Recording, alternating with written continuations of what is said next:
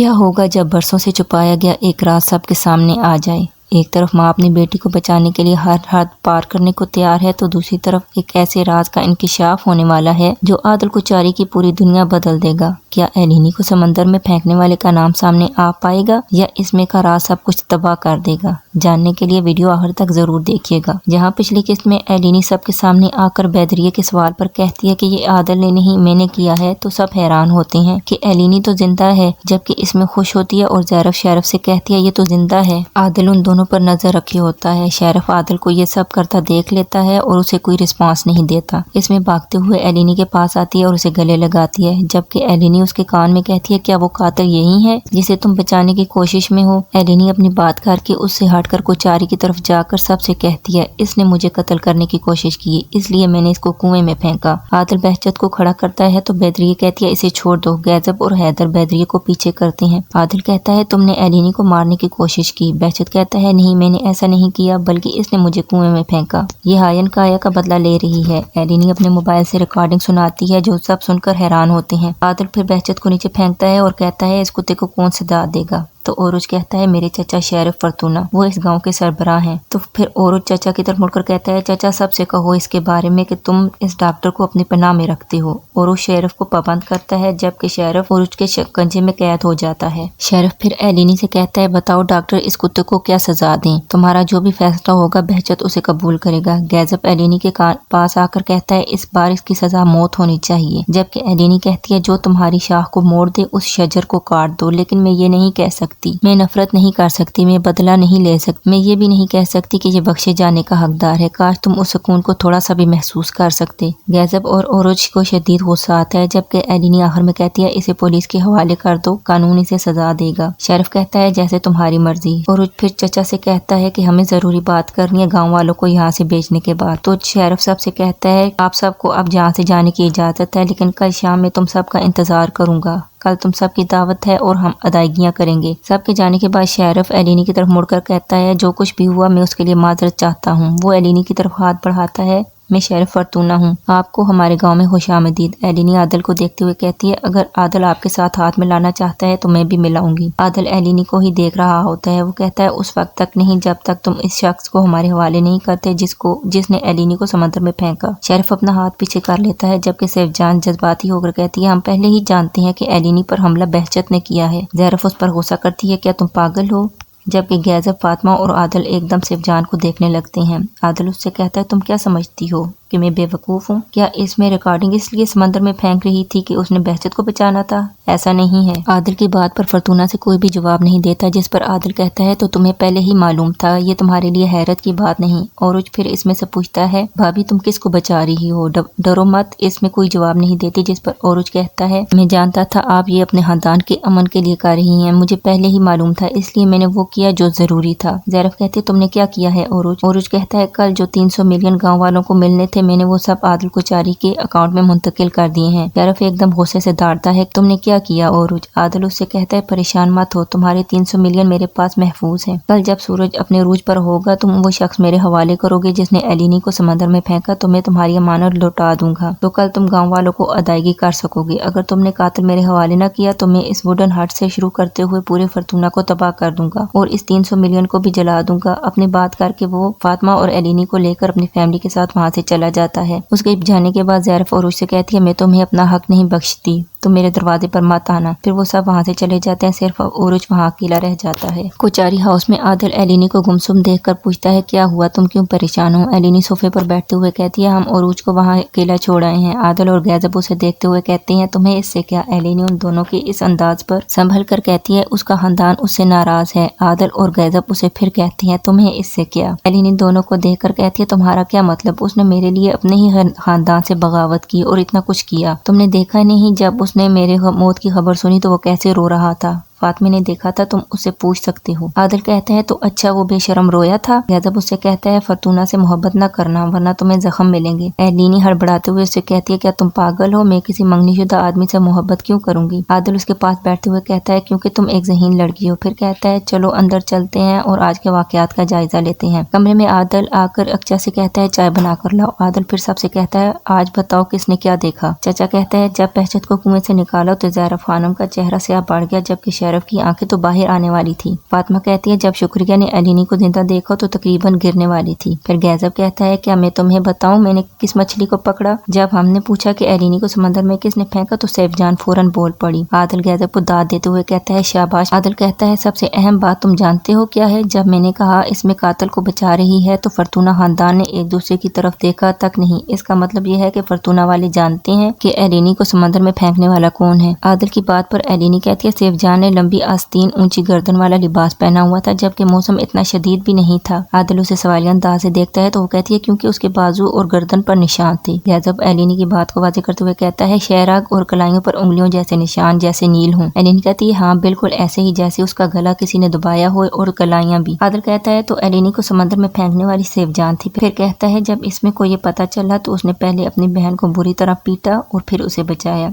एलिनी कहती है ये मुमकिन है। फातिमा कहती है फर्ज करो वो सैफजान थी तो क्या तुम समझते हो कि फरतूना खानदान अपने बहू को पैसे के एवज हमारे हवाले करेगा या औरोच इसकी इजाजत देगा? फातिमा की बात पर आदिल और एलिनी एक जैसे तरीके से बैठकर सोचने लगते हैं। फरतूना हाउस में शीरी खानम और ज़ैरफ के दरमियान सैफजान के मामले में शदीद झगड़ा होता है। शीरी खानम इसरार करती है कि सैफजान को कुचारी के हवाले करके 300 मिलियन वापस लिए जाएं, मगर ज़ैरफ इनकार करती है। वो कहती है चाहे मैंने औरोज को आग कर दिया है लेकिन मैं अपनी बहू को दुश्मन के हवाले नहीं करूंगी। शीरी खानम गुस्से से कहती है अगर पैसे वापस न किए तो गाँव वाले खुद फरतूना मेंशन को तबाह कर देंगे। इसी दौरान सैफजान एतराफ करती है कि उसने ये सब औरोज की खातिर किया क्योंकि औरोज के दिल में एलिनी के लिए जज्बात थे। ये सुनकर शीरी खानम मजीद भड़क उठती है और कहती है तुम मेरे पोते पर इल्जाम लगा रही हो। तो ज़ैरफ कहती है सैफजान सच कह रही है। उसकी बात सुनकर शीरी खानम गुस्से से शरफ को आखिरी मोहलत देते हुए कहती है कल तक सैफजान को कुचारी के हवाले करके पैसे अगर वापस न लिए तो ये अमल में खुद करूंगी। शीरी खानम के जाने के बाद सैफजान की माँ से गुस्से से इसमें पर हमला करने लगती है तो शरफ उसे रोककर कहता है खबरदार अगर इसको दोबारा हाथ लगाया क्योंकि तुम्हारी बेटी की किस्मत अब इसके हाथ में है। फिर वो इसमें से कहता है फैसला सिर्फ तुम ही करोगी क्योंकि सैफजान तुम्हारा अपना खून है, मुझे पैसों की परवाह नहीं। क्लिनिक में औरुज इसू के पास आता है और इजहान को आराम करने का कहता है। औरुज इसू से बातें कर रहा होता है जब मेलिना मेरियानो आती है और उसे कहती है मैं तुम्हारा शुक्रिया अदा करना चाहती थी, तुमने उसे मरने से बचा लिया। फिर इसू को देखते हुए कहती है क्या ये चेस्ट ट्यूब है? फिर खुद ही पास जाकर चेस्ट ट्यूब निकाल कर उसके टांके लगाने लगती है और औरुज उसे देख रहा होता है। वो इसी को स्टिचेस लगाते हुए कहती है तुमने जिन लोगों को मेरी हिफाजत पर लगाया था मैं उन्हीं के साथ यहाँ आई हूँ। मैं जाने से पहले तुमसे मिलना चाहती थी। औरुज हैरत से कहता है क्या मतलब जाने से पहले? मेलिना कहती है मेरी आज रात फ्लाइट है, कल सुबह एक अहम ऑपरेशन है। औरुज कहता है क्या तुम अपनी बेटी को देखे बगैर जा रही हो? तो मेलिना कहती है तुमने कहा कि मेरी बेटी ठीक है। फिर कहती है लेकिन फिक्र न करो मैं अपनी बेटी को यहाँ नहीं छोड़ूंगी। वहाँ बहुत से प्रोफेसर हैं जो उसके साथ काम करना चाहते हैं। एलिनी को अपना कैरियर इस गाँव में बर्बाद नहीं करने दूंगी। औरुज उसे कहता है तुम कैसी माँ हो? मेलिना उसे कहती है मैं तुम्हारी माँ के जैसे नहीं जो अपने बच्चे को आग कर दे। औरुज को उसकी बात पर गुस्सा आता है मगर वो खामोश रहता है। मेलिना अपनी बात करके चली जाती है तो औरुज एलिनी को मैसेज करता है क्या तुम हेल्थ सेंटर आ सकती हो, बहुत अहम मामले पर बात करनी है। यहाँ कुचारी हाउस में अयूब खान, चैतन और मोहसिन ड्राइवर को लेकर आते हैं। गैज़ब उन्हें बारी बारी मारता है तो सामने मोहसिन होती है। गैज़ब का हाथ हवा में होता है तो गैज़ब खुद ही कहने लगता है ओ माफ करना, हमारे यहाँ औरतों पर हाथ नहीं उठाते। मोहसिन डरी हुई होती है तभी एलिनी भी पहुंच जाती है और उसे रोकती है। गैज़ब फिर कहता है तुम्हारी सजा क्या होनी चाहिए, चलो एलिनी बताएगी। फिर खुद ही अपनी बात पर कहता है एलिनी नहीं, एलिनी हमेशा माफ कर देती है। फिर कहता है फातिमा तुम्हें सजा देगी। फातिमा किसी बॉक्सर की तरह मोहसिन को मारने लगती है मगर एलिनी उसका हाथ पकड़ लेती है कि ऐसा मत करो मोहसिन के साथ। गैज़ब कहता है मैंने कहा था ना ये सजा नहीं देने देगी। एलिनी कहती है मोहसिन ने मुझे बचाने की कोशिश की थी। तो फातिमा कहती है लेकिन वही तुम्हें वहाँ लेकर भी गई थी। एलिनी मोहसिन को इशारा करते हुए बोलती है इसे मालूम नहीं था कि वो मुझे मार देंगे। मोहसिन कहती है हाँ मैंने सोचा था हम सिर्फ इसे डरा कर भगा देंगे। फातिमा फिर कहती है ये भी एक अच्छा तरीका है। फिर वो उसे कहती है यहाँ बैठो और अक्षा से कहती है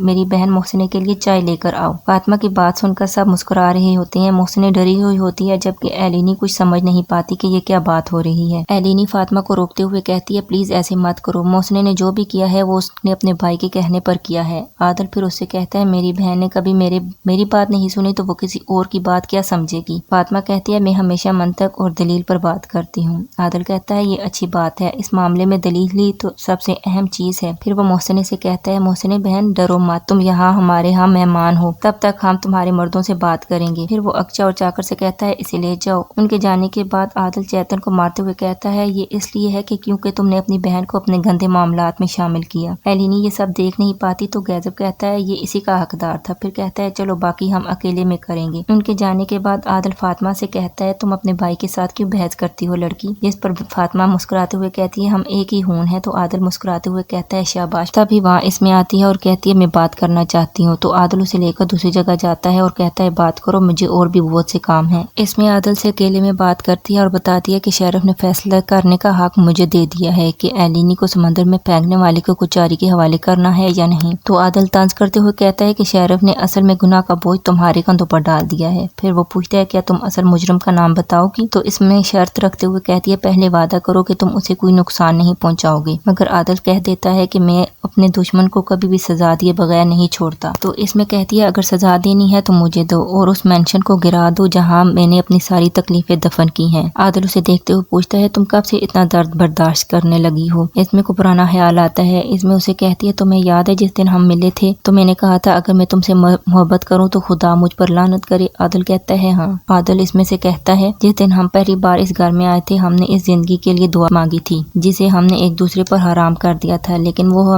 برکت ہمیں نہیں ملی اور ہم نے ایک دوسرے کو بد دعائیں دے دی۔ اس میں کی آنکھوں سے آنسو تیر رہے ہوتے ہیں جب عادل اس سے کہتا ہے کہ اب اس گھر میں دوبارہ مت آنا، معاملہ یہی ختم ہو گیا ہے۔ اپنی بات کر کے عادل وہاں سے جانے لگتا ہے تو اس میں اس کا راستہ روک کر کہتی ہے اگر تم میری شرط مان لو میں تمہیں سب کچھ بتا دوں گی کہ ایلینی کو سمندر میں کس نے پھینکا ہے، ورنہ میں اس مینشن کے ساتھ خود کو لٹکا دوں گی جہاں ہم دونوں پہلی بار ملے تھے۔ آخرکار عادل شرط مان لیتا ہے اور کہتا ہے کہ آج سامنے آنے کے بعد میں سب کے سامنے مینشن گرا دوں گا، پھر اس میں ہمیشہ کے لیے اس کی زندگی سے نکل جائے گی۔ اس میں بھی اس شرط پر رضامند ہو جاتی ہے۔ کلینک میں اسو کو ہوش آتا ہے تو وہ اپنے پاس عروج کو بیٹھے دیکھتا ہے جو میلینا اور ایلینی کی تصویر دیکھ رہا ہوتا ہے۔ تو اسو عروج سے کہتا ہے کیا تم نے شادی کر لی اور تمہارا بچہ بھی ہو گیا ہے؟ جب میں کومے میں تھا تو عروج مسکراتے ہوئے اس کے پاس آتا ہے اور کہتا ہے مجھے تمہاری بکواس بہت یاد آئی میرے دوست۔ عروج اس کا معائنہ کرتا ہے اور پھر اس سے پوچھتا ہے تمہاری طبیعت اب کیسی ہے؟ تو اسو کہتا ہے جیسے مجھ پر گائے اور بھینسوں کا ریوڑ گزر گیا ہو۔ پھر وہ پوچھتا ہے یہ بچہ کون ہے؟ عروج بتاتا ہے یہ ایلینی ہے۔ تو اسو کہتا ہے تم کسی بچے کی طرح اس کی تصویر کو دیکھ رہے تھے۔ عروج آنسو روکتے ہوئے باہر دیکھنے لگتا ہے تو اسو کہتا ہے بھائی کچھ تو ہوا ہے، مجھے آخری بات تو یہی یاد ہے کہ کچاری نے ہمارے چائے کے کھیت جلا دیے تھے، کیا کچھ اور بھی ہوا ہے؟ تو عروج کہتا ہے یہ سب کرنے والا کچاری نہیں ہمارے چچا شیرف فرتونہ ہے۔ کلینک کے باہر ایلینی اور فاطمہ عروج سے ملنے آتی ہیں۔ فاطمہ ایلینی سے کہتی ہے میں اسو کی آنکھوں میں دیکھوں گی۔ پھر وہ کسی مالک کی طرح ایلینی سے کہتی ہے کیا تم بھی عروج کی آنکھوں میں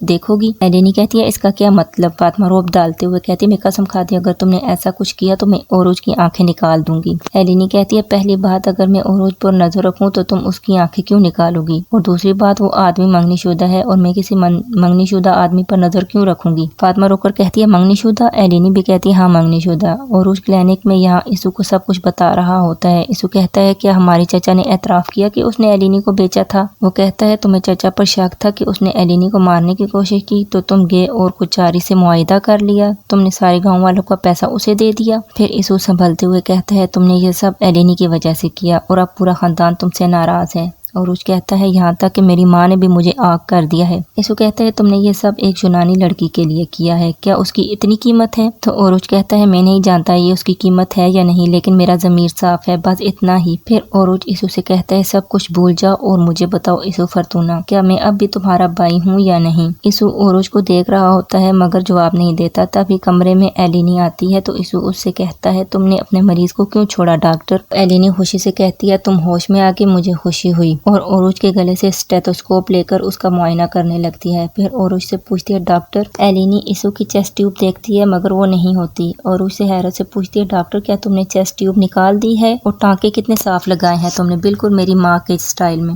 عروج خاموش ہوتا ہے۔ ایلینی اس سے پوچھتی ہے تم نے کیسے کیا؟ عروج کوئی جواب نہیں دیتا تو اسو کی نظر فاطمہ پر پڑتی ہے تو کہتا ہے یہ لڑکی یہاں کیا کر رہی ہے، اسے نکالو بھائی، یہ مجھے نہیں یہاں چاہیے۔ ایلینی اس سے کہتی ہے پرسکون ہو جاؤ۔ فاطمہ اس کی کیفیت سے لطف اندوز ہو رہی ہوتی ہے اور اس کے سامنے کھڑے ہو کر اسے گھور رہی ہوتی ہے۔ ایلینی عروج سے کہتی ہے تم نے خود کہا تھا یہاں آؤ، اہم معاملہ ہے، میں فاطمہ کے بغیر نہیں آ سکتی تھی۔ عروج فاطمہ سے کہتا ہے مجھے ایلینی سے بات کرنی ہے، کیا میں تم پر اعتبار کر سکتا ہوں کہ تم میرے بھائی کے ساتھ کچھ برا نہیں کرو گی؟ فاطمہ اسو کو دیکھتے ہوئے عروج سے کہتی ہے مجھ پر اعتبار مت کرنا عروج فرتونہ۔ عروج ایلینی اور اسو تینوں اس کو دیکھنے لگتے ہیں تو وہ رک کر کہتی ہے لیکن تم اس بات پر اعتبار کرو جو میں نے ایلینی سے کیا ہے، میں اسے کچھ نہیں کروں گی۔ فاطمہ وہاں سے ہٹتے ہوئے کہتی ہے تم دونوں بات کرو، میں یہیں باہر تمہارا انتظار کر رہی ہوں۔ عروج اور ایلینی باہر جا کر باتیں کرنے لگتے ہیں۔ ایلینی کہتی ہے تمہارا خاندان تم سے ناراض ہے۔ عروج کہتا ہے فکر نہ کرو، اس سے کوئی فرق نہیں پڑتا، لیکن میں تمہاری ماں سے زیادہ ناراض ہوں۔ ایلینی پوچھتی ہے کیوں، تمہارا کیا مطلب؟ تو عروج کہتا ہے تمہاری ماں یہاں آئی تھی اور اس نے عیسو کے سٹیچز لگائے، تم نے خود دیکھا، لیکن وہ تم سے ملے بنا واپس جا رہی ہے۔ وہ کہہ رہی ہے کہ اسے ایک اہم آپریشن ہے، وہ تم سے ملنے تک کے لیے انتظار نہیں کر رہی۔ چلو ہمیں یہاں دیر ہو رہی ہے، اس سے پہلے کہ وہ جہاز پر بیٹھے ہو یہاں سے چلی جائے، ہم وہاں اس کے پاس جاتے ہیں اور تم اس سے مل لو۔ عروج پھر فاطمہ سے کہتا ہے یہاں سے مت جانا، ہم بس ابھی واپس آتے ہیں، تم یہیں انتظار کرنا۔ عروج اور ایلینی کے جانے کے بعد فاطمہ عیسو کے پاس آتی ہے اور اس کے قریب آ کر اسے دیکھنے لگتی ہے، تو عیسو بے بسی سے آنکھیں بند کر لیتا ہے اور فاطمہ کی طرف نہیں دیکھتا۔ تو فاطمہ کہتی ہے بالکل جیسے میں نے سوچا تھا کہ تم میرے چہرے کی طرف بھی نہیں دیکھ سکتے۔